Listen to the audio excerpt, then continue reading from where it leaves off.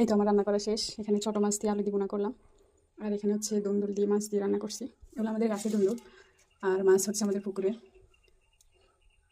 এই ছোটো মাছগুলো আমাদের পুকুরের। তো রান্নাটা কেমন হয়েছে সবাই কমেন্ট করে জানাবেন। ছোটো মাছের জন্য মশলাগুলো কষিয়ে নিলাম, এখন ছোটো মাছগুলো দিয়ে দিব।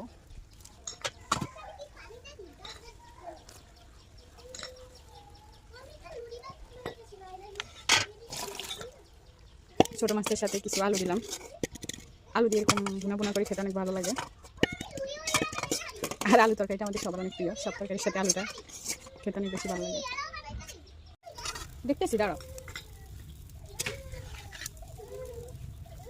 এই তো আমার রান্নাটা শেষ, এখন আমি তরকারিটা নামিয়ে রাখবো। এই দিক দিয়ে ঠিক করে রাখি। রান্না শেষে এরকম কিছু তরকারি রেখে পাতিল মুছে খেতে অনেক বেশি ভালো লাগে।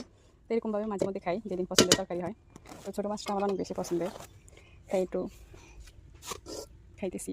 এরকম আমার মতো কে কে পাতিল মুছে খায় সবাই কমেন্ট করে জানাবেন। বিসমিল্লাহ।